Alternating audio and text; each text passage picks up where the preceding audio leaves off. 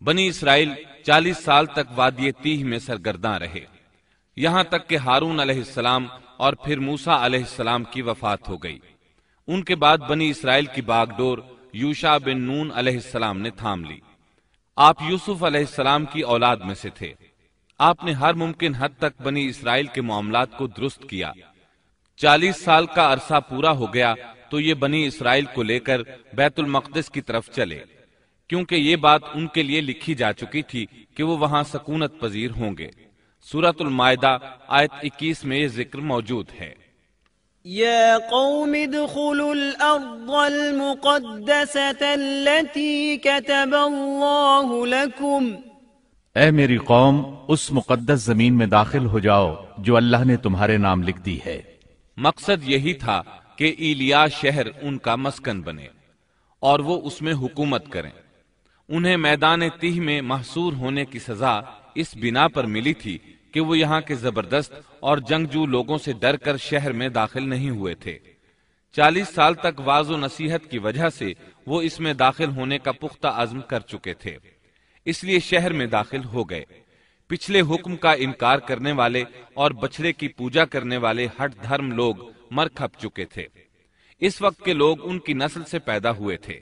ان میں ایک بھی شخص ایسا نہیں تھا جس نے بچڑے کی عبادت کی ہو۔ جب یہ لوگ یوشع بن نون علیہ السلام کی قیادت میں مقدس شہر کی طرف جہاد کے لیے چلے اور وہاں پہنچے تو دشمن ابھی تک موجود تھا۔ بنی اسرائیل نے 6 ماہ تک ان کا محاصرہ جاری رکھا۔ وہ زبردست جنگجو قوم تھی۔ بنی اسرائیل سے ان کا آخری معرکہ جمعے کے دن ہوا۔ یہ لوگ ہفتے کو لڑائی نہیں کرتے تھے کیونکہ یہ دن ان کی عبادت کا تھا۔ اس دن عبادت کے علاوہ ہر کام حرام تھا، لڑائی بھی ممنوع تھی۔ عصر کے وقت معرکہ ہوا۔ بنی اسرائیل بڑی حد تک کامیابی حاصل کرتے آگے بڑھتے چلے گئے، لیکن اسی وقت سورج غروب ہونے کا وقت ہو گیا۔ اس طرح صورتحال نازک ہو گئی۔ بنی اسرائیل جمعے کی شام سورج غروب ہوتے ہی ہفتے کے دن کی عبادت شروع کر دیتے تھے۔ اب اگر سورج غروب ہو جاتا تو وہ لڑائی بند کرنے پر مجبور ہو جاتے۔ اس طرح ان کی فتح درمیان میں رہ جاتی۔ اس موقع پر یوشع بن نون علیہ السلام نے سورج کی طرف دیکھا اور بولے، إنك مأمورة وأنا مأمور، تو بھی اللہ کی طرف سے مقرر کردہ ہے اور میں بھی اللہ کی طرف سے مقرر کردہ ہوں۔ یعنی ہم دونوں ہی اللہ تعالیٰ کی مخلوقات میں سے ہیں اور اللہ کے حکم کے پابند ہیں۔ پھر آپ نے یہ دعا کی، اللهم احبسها علينا، اے اللہ اسے ہمارے اوپر روک دے۔ رسول اکرم صلی اللہ علیہ وسلم کا فرمان امام احمد رحمت اللہ علیہ نے بیان کیا ہے۔ آپ صلی اللہ علیہ وسلم فرماتے ہیں، ان الشمس لم تحبس على بشر الا ليوشع ليالي سار الى بيت المقدس، سورج کسی بشر کے لیے نہیں روکا گیا سوائے یوشع بن نون کے۔ جبکہ انہوں نے بیت المقدس کی طرف سفر شروع کیا تو ان دنوں میں یہ واقعہ رونما ہوا۔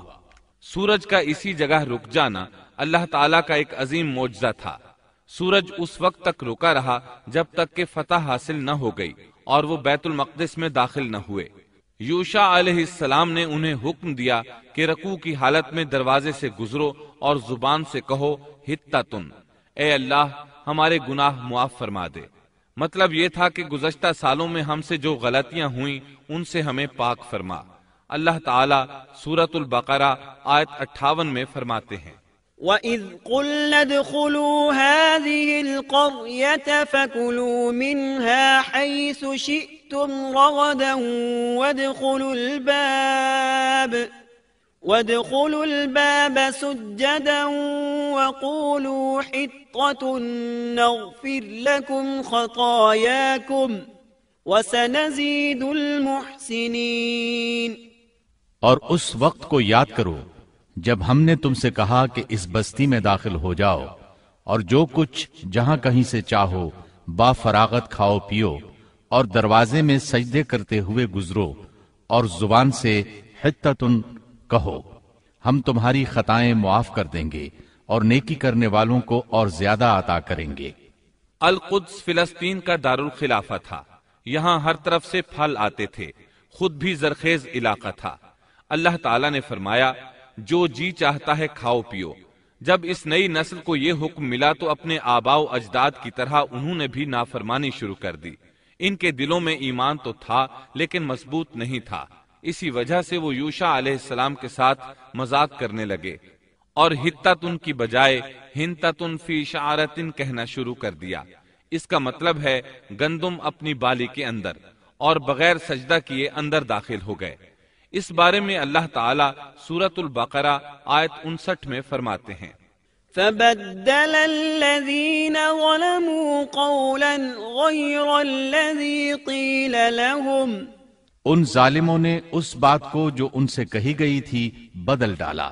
اس بات سے ان کی ہٹ دھرمی اور سرکشی کا بخوبی اندازہ لگایا جا سکتا ہے، اور اس بات کا بھی اندازہ لگایا جا سکتا ہے کہ احکام الہی کے ساتھ استہزاء و مذاق ان کے لیے معمولی حیثیت رکھتا تھا۔ یہ حقیقت ہے کہ جب کوئی قوم اخلاق و کردار کے لحاظ سے اس قدر زوال پذیر ہو جائے تو وہ احکام الہی کے ساتھ اسی طرح کا سلوک کرتی ہے، اور جب کسی قوم کی حالت اس حد تک خراب ہو جائے تو اس پر اللہ کی طرف سے عذاب ضرور نازل ہوتا ہے۔ چنانچہ ان پر بھی عذاب الہی کا کوڑا برسا۔ اللہ تعالی سورۃ البقرہ آیت 59 میں فرماتے ہیں فَأَنزَلْنَا عَلَى الَّذِينَ ظَلَمُوا رِجْزًا مِّنَ السَّمَاءِ بِمَا كَانُوا يَفْسُقُونَ، ہم نے بھی ان ظالموں پر ان کے فسق اور نافرمانی کی وجہ سے آسمانی عذاب نازل کیا۔ ان لوگوں نے اپنی ہٹ دھرمی کی وجہ سے اللہ کے احکامات میں تبدیلی کی، اس طرح آیات الہیہ میں تحریف کا دروازہ کھلا اور یہ لوگ تورات اور کلام الہی میں تبدیلیاں کرنے لگے۔ بنی اسرائیل میں یہ سلسلہ اس وقت سے شروع ہوا، نتیجہ یہ کہ ان پر عذاب نازل ہوا۔ صحیح مسلم میں نبی کریم صلی اللہ علیہ وسلم کا ارشاد گرامی ہے الطاعون رجز او عذاب ارسل على بني اسرائیل او على من كان قبلكم، طاعون ایک عذاب ہے جو بنی اسرائیل پر یا تم سے پہلے کسی امت پر بھیجا گیا۔ چنانچہ بنی اسرائیل پر عذاب نازل ہو گیا، اس کی وجہ سے ایک ہی دن میں 20,000 افراد لقمہ اجل بن گئے۔ یہ دیکھ کر وہ اللہ سے پناہ مانگنے لگے۔ کس قدر عجیب لوگ تھے، اللہ کی آیات کو مذاق کا نشانہ بنایا، کلام الہی میں تحریف کی، اس کے نتیجے میں طاعون نے دبوچ لیا تو معافیہ مانگنے لگے۔ بہرحال اس طرح ان کی زندگی فلسطین میں شروع ہوئی۔ ان پر کچھ حاکم حکومت کرتے رہے تاکہ ان کے دنیاوی معاملات سلجھ جائیں۔ انبیاء کرام ان کے دینی معاملات میں تربیت کرتے رہے۔ ان کا دین بادشاہت سے جدا تھا، دین علیحدہ ہو گیا اور حکومت علیحدہ ہو گئی۔ حکومت اور اقتدار یعقوب علیہ السلام کے بیٹے یہودا کی اولاد میں تھا، اور نبوت یعقوب علیہ السلام کے بیٹے لاوا کی اولاد میں تھی۔ انبیاء کرام رشد و ہدایت کا کام کرتے رہے، ان سے مشاورت بھی رہی، لیکن دنیاوی معاملات کی باغ ڈور صرف بادشاہوں کے ہاتھ میں تھی۔ حکومت اور نبوت کی یہ جدائی یوشع علیہ السلام کی وفات کے بعد ہوئی۔ آپ نے 127 برس کی عمر پائی۔ یوشع علیہ السلام جب تک زندہ رہے وہ ان کے بادشاہ بھی رہے اور وہ نبوت سے بھی سرفراز تھے۔ یوشع علیہ السلام کی وفات موسیٰ علیہ السلام کی وفات کے 27 سال بعد ہوئی۔